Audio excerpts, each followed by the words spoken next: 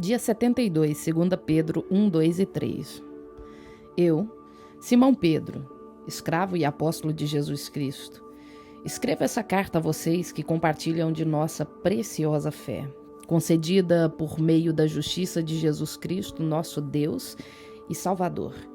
Que vocês tenham cada vez mais graça e paz à medida que crescem no conhecimento de Deus e de Jesus, o nosso Senhor.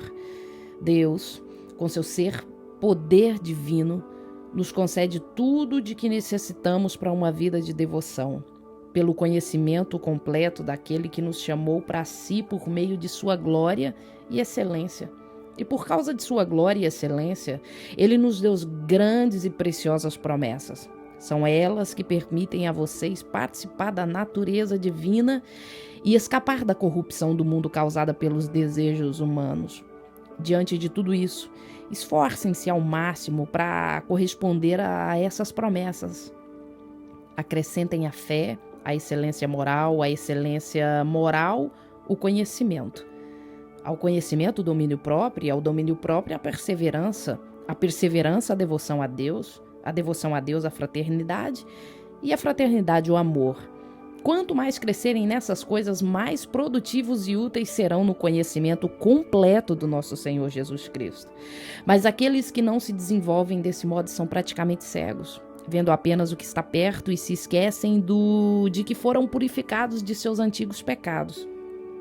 Por isso, irmãos, trabalhem ainda mais arduamente para mostrar que, de fato, estão entre os que foram chamados e escolhidos. Façam essas coisas e jamais tropeçarão. Assim, sua entrada no reino eterno de nosso Senhor e Salvador Jesus Cristo será acompanhada de grande honra.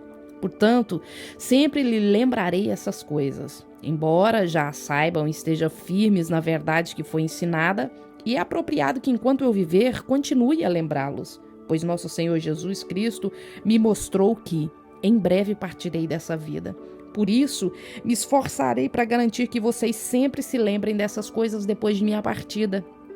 Porque não inventamos histórias engenhosas quando lhes falamos da poderosa vinda do nosso Senhor Jesus Cristo.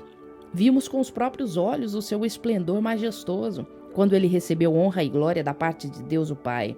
A voz da glória suprema de Deus lhe disse: "Esse é o meu filho amado que me dá grande alegria."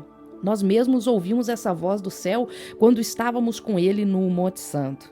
Além disso, temos a mensagem que os profetas proclamaram, que é digna de toda confiança.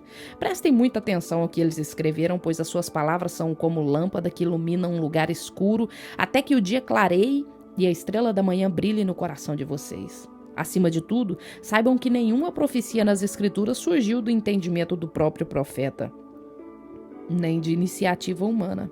Esses homens foram impulsionados pelo Espírito Santo e falaram da parte de Deus. Contudo, assim como surgiram falsos profetas entre o povo de Israel, também surgiram falsos mestres entre vocês. Eles ensinarão astutamente heresias destrutivas e até negarão o mestre que os resgatou, trazendo sobre si mesmos destruição repentina. Muitos seguirão a imoralidade vergonhosa desses mestres e, por causa deles, o caminho da verdade será difamado.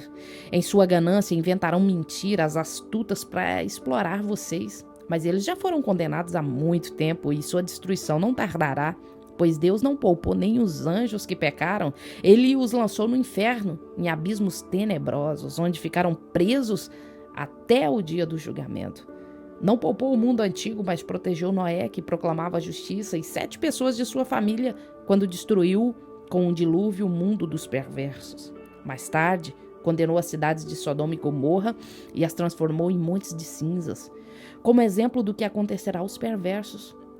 Em contrapartida, resgatou Ló, tirando de Sodoma, por ser ele um homem justo, afligido com a vergonhosa imoralidade dos perversos ao seu redor. Sim, Ló era um homem justo, cuja alma justa era atormentada pela maldade que via e ouvia todos os dias. Vemos, portanto, que o Senhor sabe resgatar das provações os que lhe são devotos e, ao mesmo tempo, manter os perversos sob castigo até o dia do julgamento.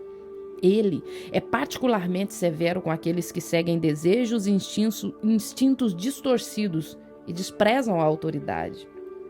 Tais indivíduos são orgulhosos e arrogantes e atrevem-se até a zombar dos seres sobrenaturais. Já os anjos, muito maiores em poder e em força, não ousam apresentar diante do Senhor uma acusação de blasfêmia contra esses seres. Os falsos mestres são como criaturas irracionais movidas pelo instinto, que nascem para apanhar e morrer. Nada sabem sobre aqueles a quem insultam e como animais serão destruídos por sua própria corrupção. Praticam o mal e receberão o mal como recompensa. Gostam de se entregar à imoralidade em plena luz do dia, são uma vergonha e uma mancha no meio de vocês, sentindo prazer em enganá-los enquanto participam de suas refeições. Cometem adultério com os olhos e abrigam um desejo insaciável de pecar.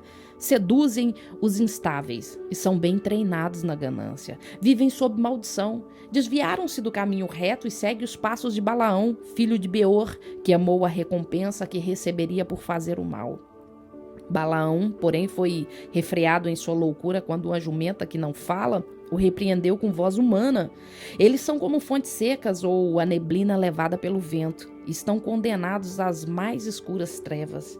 Com palavras vazias, proclamam sua grandeza imaginária e apelam para desejos carnais distorcidos a fim de atrair de volta ao pecado aqueles que mal escaparam de uma vida enganosa. Prometem liberdade, mas eles próprios são escravos da corrupção, pois cada um é escravo daquilo que o controla. E quando alguém escapa da maldade do mundo ao conhecer o nosso Senhor, Jesus e Salvador, mas depois se deixa emaranhar e se escravizar novamente pelo pecado, está pior que antes. Teria sido melhor nunca haver conhecido o caminho da justiça do que, conhecendo, rejeitar a ordem recebida para viver de modo santo. Neles se confirmam os provérbios. O cão volta ao seu próprio vômito e a porca lavada volta a revolver-se na lama. Amados, essa é a minha segunda carta a vocês. E em ambas procurei refrescar a sua memória e incentivá-los a pensar com clareza. Quero que se lembrem do que disseram os santos profetas muito tempo atrás e do que ordenou nosso Senhor e Salvador por meio dos apóstolos que lhes enviou. Acima de tudo, eu quero alertá-los de que nos últimos dias surgirão escarnecedores que zombarão da verdade e seguirão os próprios desejos, dizendo: o que houve com a promessa de que ele voltaria? Desde antes do tempo de nossos antepassados, tudo permanece igual como desde a criação do mundo. Eles esquecem deliberadamente que Deus, por sua palavra, há muito tempo criou os céus e a terra seca, que fez surgir em meio às águas, depois com a água destruiu todo o mundo antigo no dilúvio.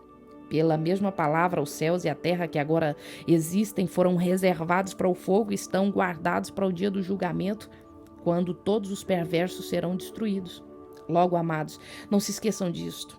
Para o Senhor, um dia é como 1000 anos e 1000 anos como um dia. Na verdade, o Senhor não demora em cumprir sua promessa, como pensam alguns. Pelo contrário, Ele é paciente por causa de vocês. Não deseja que ninguém seja destruído, mas que todos se arrependam. Contudo, o dia do Senhor virá como um ladrão.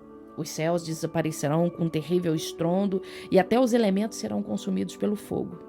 E a terra e tudo que nela há serão expostos, visto, portanto, que tudo ao redor será destruído. A vida de vocês deve ser caracterizada por santidade e devoção, esperando o dia de Deus e já antecipando a sua vinda.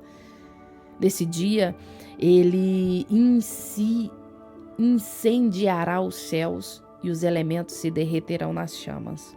Nós, porém, aguardamos com grande expectativa os novos céus e a nova terra que Ele prometeu, um mundo pleno de justiça. Portanto, amados, enquanto esperam que essas coisas aconteçam, esforcem-se para levar uma vida pacífica, pura e sem culpa aos olhos de Deus. Lembrem-se de que a paciência de nosso Senhor permite que as pessoas sejam salvas. Foi isso que o nosso amado irmão Paulo lhes escreveu com a sabedoria que lhe foi concedida.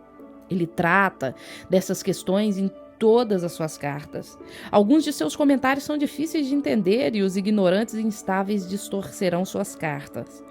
Como fazem com outras partes das Escrituras, como resultado, eles próprios serão destruídos.